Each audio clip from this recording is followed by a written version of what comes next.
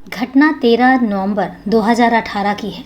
तृप्ति जय तेलवानी जिस समय अपने 3 साल के बेटे के साथ पुणे शहर के थाना चिखली पहुंची, उस वक्त दोपहर का 1 बजने वाला था। महिला एसआई रत्ना सावंत उस समय किसी पुराने मामले की फाइल देख रही थी। घबराई और रोती हुई तृप्ति जब उनके पास पहुंची तो वो समझ गई कि इनके साथ जरूर कुछ गलत हुआ है।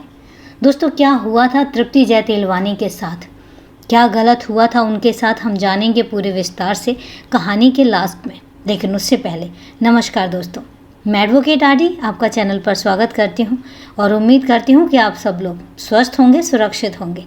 दोस्तों, हम कहानी में आगे बढ़ें उससे पहले अगर आप अपने इस परिवार में नए हैं या अभी तक आपने चैनल को सब्सक्राइब नहीं किया है तो मेरी रिक्वेस्ट है कि सबसे पहले आप चैनल को सब्सक्राइब कर लें और हाँ, बेल आइकन प्रेस करना ना भूलें फर्दर नोटिफिकेशन के लिए।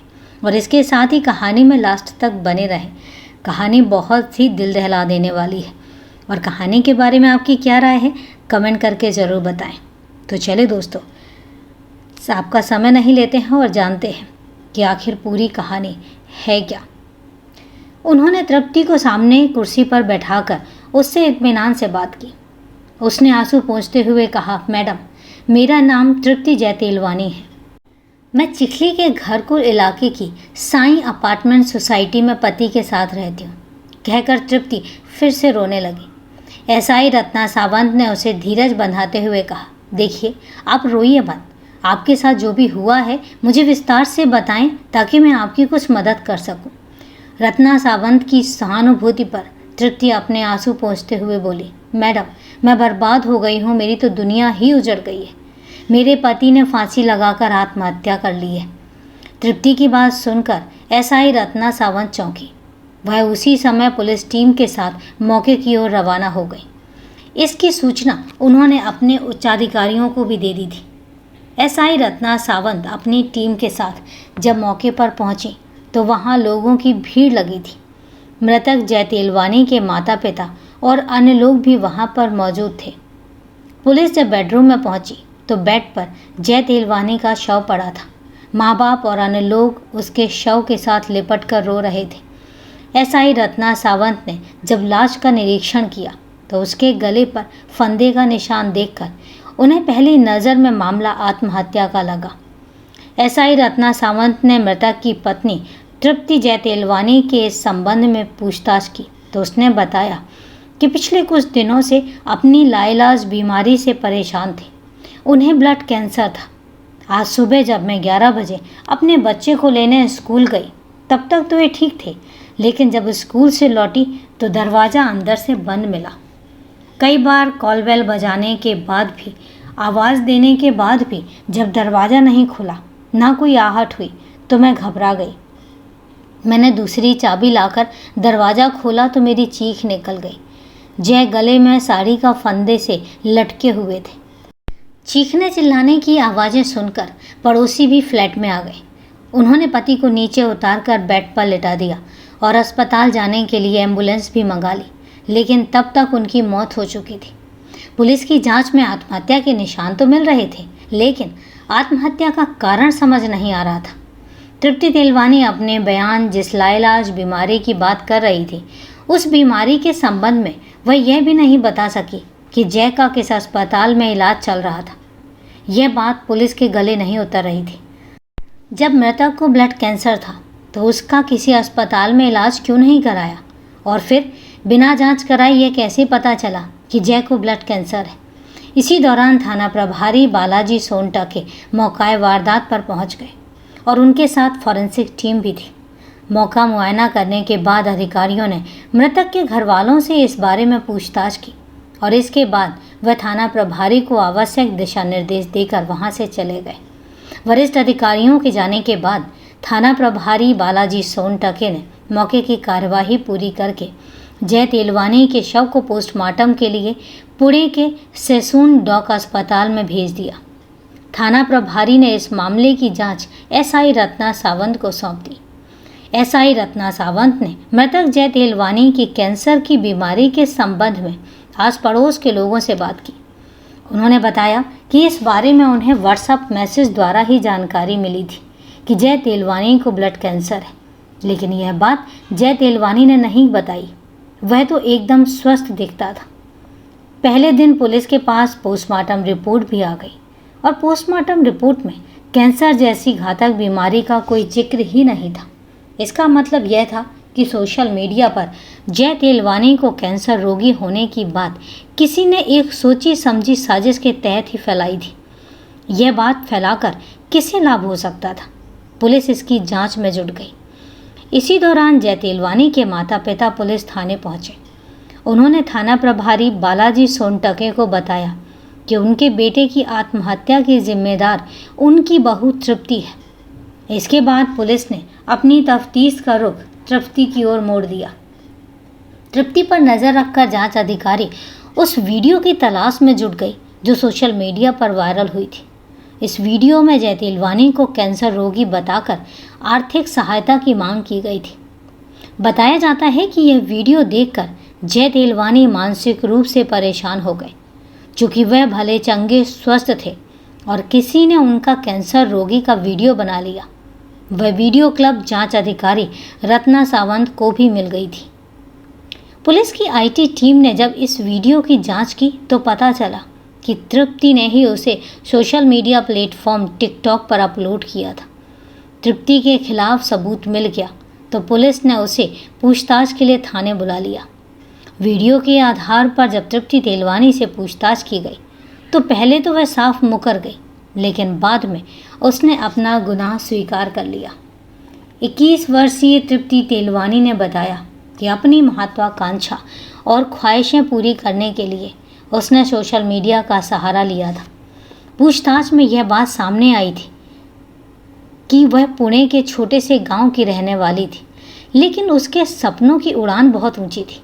उसने अपने दोस्तों और सहेलियों के बीच अपना एक क्रेज़ बना रखा था। कॉलेज समय में नित नए फैशन के कपड़े पहनना, दिल खोलकर पैसे खर्च करना उसका शौक बन गया था। इसके इस अनाप शनाप खर्च और मांग पर उसके माँ बाप भी परेशान रहते थे। उन्हें चिंता इस बात की थी कि आगे चलकर इस लड़की का क्या होगा। वह तृप्ति को समझाने की काफ़ी कोशिश करते, पर तृप्ति ने माँ बाप की सलाह को कभी गंभीरता से लिया ही नहीं। तृप्ति के लक्षणों को देखते हुए माँ बाप ने 16 साल की उम्र में ही उसकी शादी पिपरी चिड़वड़ पुणे के रहने वाले देवीदास तेलवानी के बेटे जय तेलवानी के साथ कर दी, और यह 2017 की बात है। जय तेलवानी उस परिवार का इकलौता बेटा था। 25 वर्षीय जय तेलवानी सीधा साधा युवक था।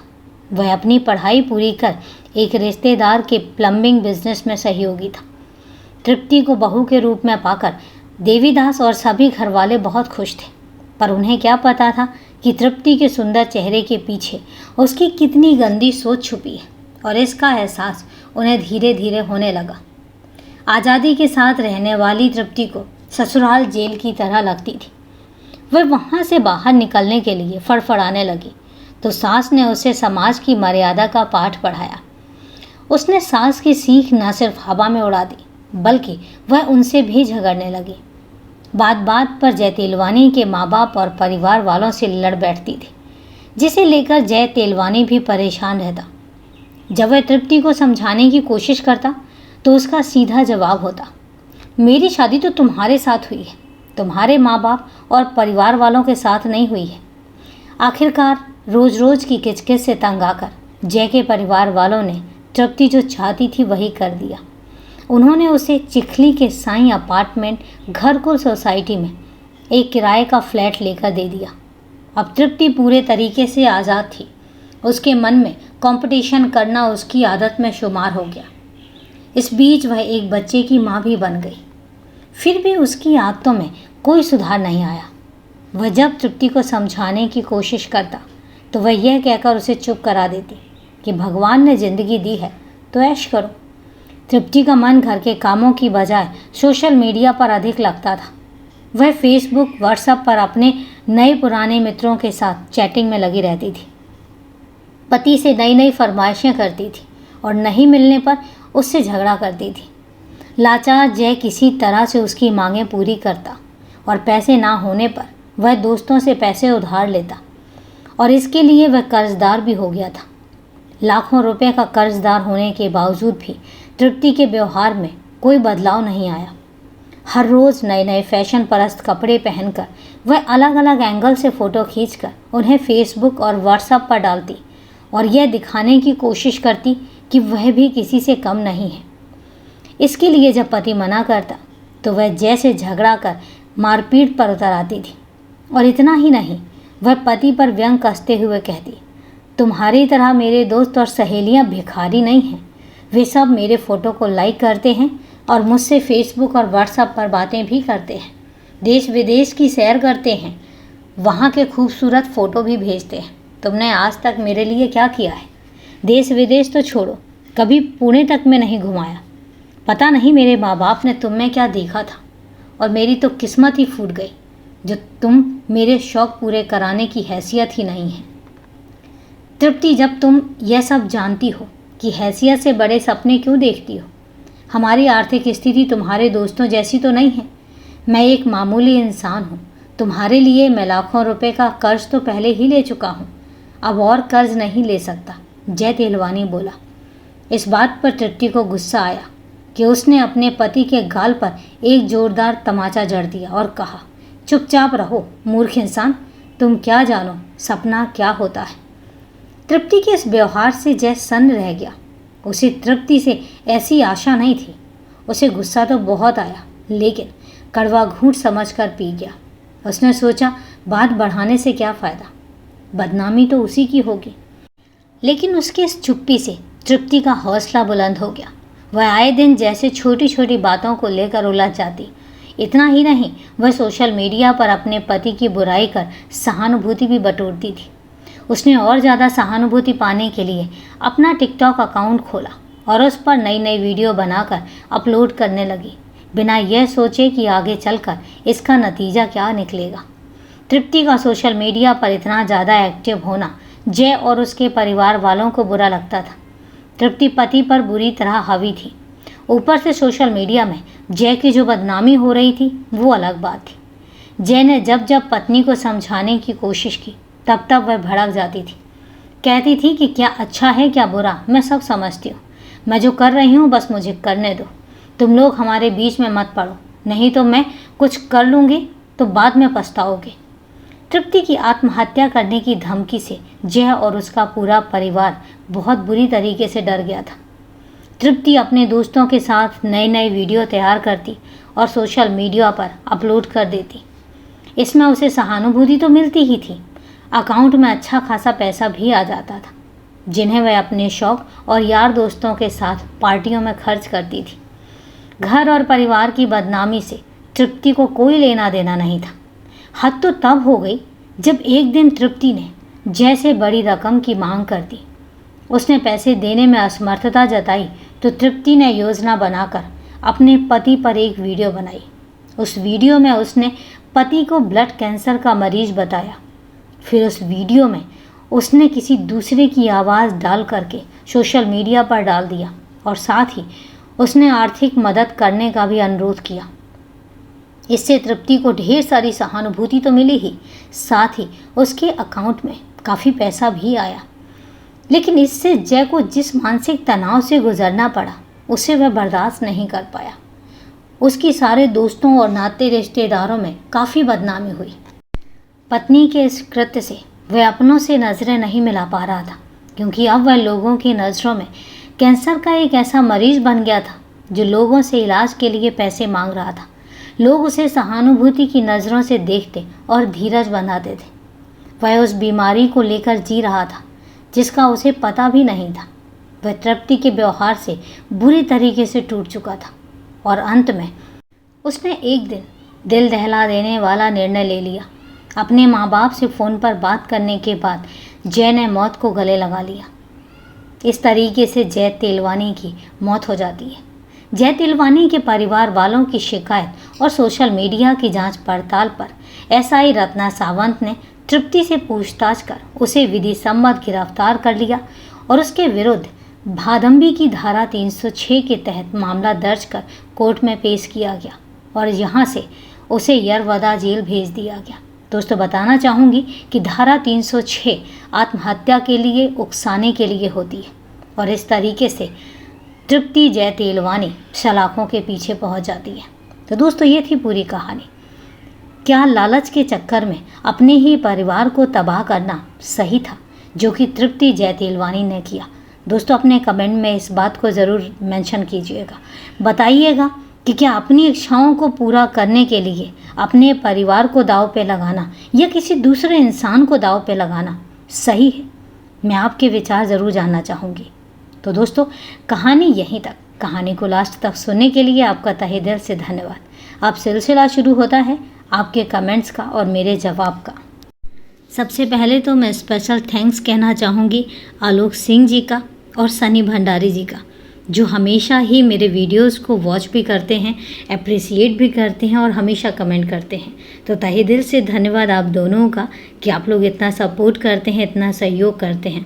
और हकीकत यही है कि आप सब परिवार वालों के बिना मेरा कुछ भी कर पाना बेहद ही नामुमकिन सा है, इसलिए आप उसको मुमकिन बनाते हैं।